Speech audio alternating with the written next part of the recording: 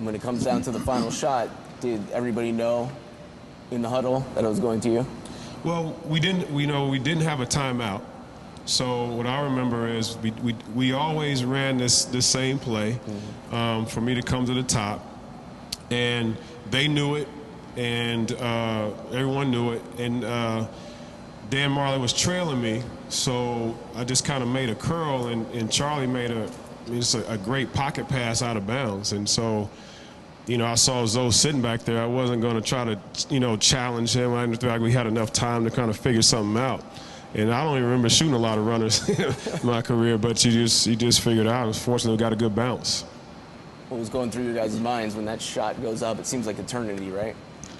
Yeah, it seemed like it bounced, hit the rim. Yeah, it did. Backward. I think we all just tried to crash the boards, Yeah, we were looking to see. For me, I was just trying to see if it came short or trying to get an angle on where it might bounce off if it didn't go in. Offensive interference, right? Well, I didn't want to get offensive interference exactly, but still, if it didn't go in, I was, trying to position myself to get a tip-in rebound or something. But, like I said, it bounced a couple of times. It felt like it was slow motion.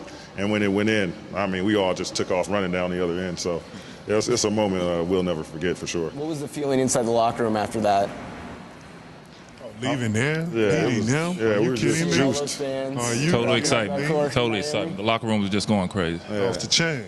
I think the best feeling I had just seeing how stunned their fans were. They were just like shocked that even happened. Just knowing that we beat the #1 seed like that. Was that was Miami, right by our locker room, right across? They had like a VIP locker room, and you was like J-Lo and Rocky, they all Rocky walk up in go home, Yeah, they were upset. Fight him. It was right across from the locker room. Right. Yeah. Van Gundy calls a play a triangle. That usually means something for Ewing. Allen Houston. Houston ducks under. Got it! With 8 tenths left.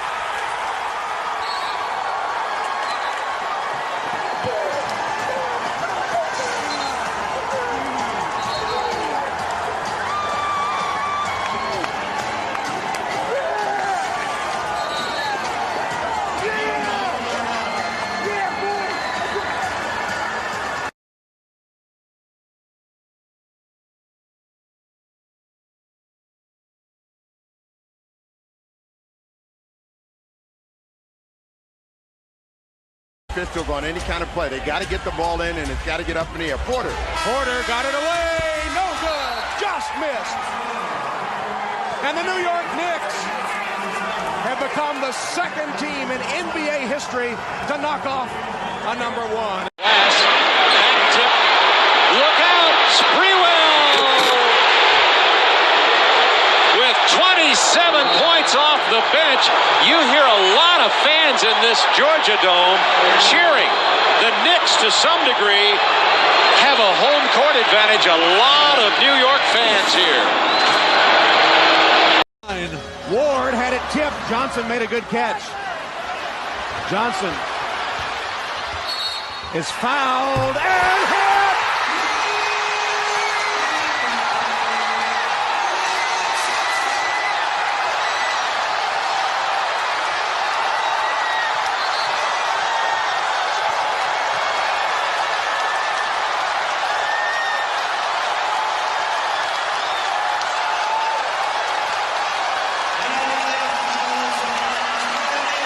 Larry Johnson has hit his career quota of wild shots today. But now he's got to make one, and when they rushed him, he said, leave me alone. I got to make a free throw here. The game's a long way from being over.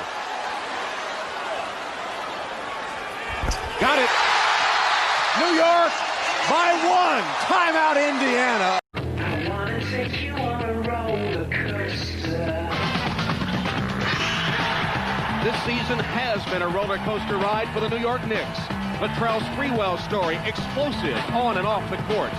GM Ernie Grunfeld demoted watching the playoffs from home. Coach Jeff Van Gundy's job on the line all season. Then in the conference finals, the injured Patrick Ewing had to kiss the playoffs goodbye. But against all odds, they play on. Allen Houston's buzzer beater in Game 5 ousted Pat Riley's Miami Heat. Larry Johnson lit up the Garden like never before. without the individual efforts of Allen Houston. Latrell Sprewell, Marcus Camby, and Larry Johnson. Now these improbable, indomitable Knicks are a victory away from the NBA Finals.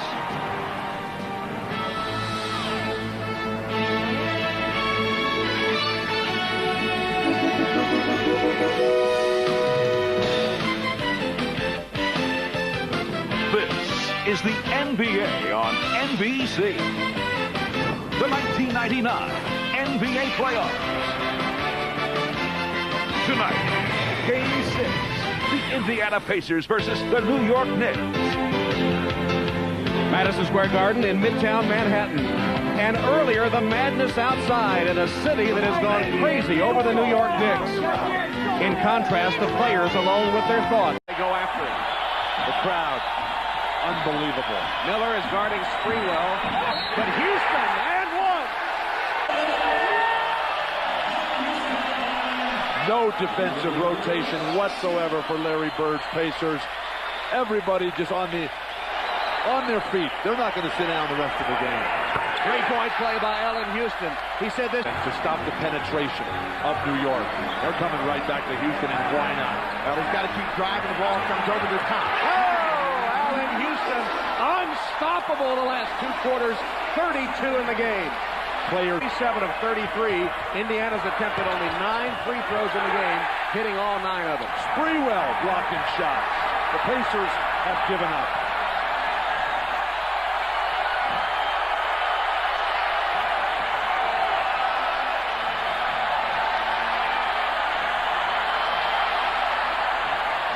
David Robinson against Camby. He cannot pick up his third foul.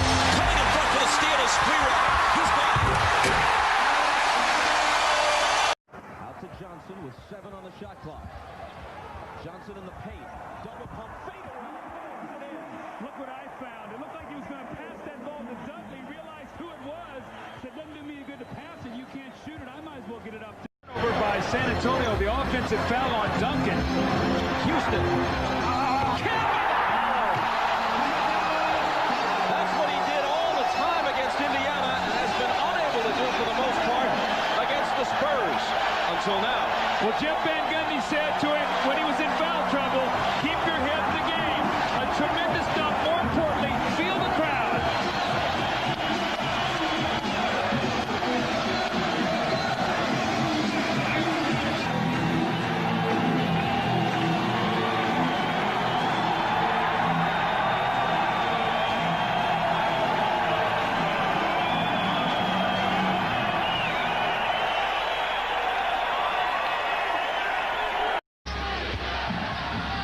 Jackson out to Avery Johnson. 3 seconds to shoot.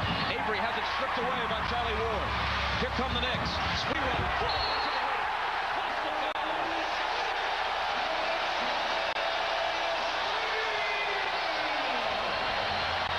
I would say this is a pretty powerful finish, and again, it's done off a steal. That's 5 turnovers now for Avery Johnson in the ball game. And Latrell Sprewell just ignites this crowd. He takes off. The powerful finish. See, those big guys aren't back on defense, Bob. When you can get out and run like that, you keep those shot blockers out of the game. New York needs more of that. 3-point play, 1-point game.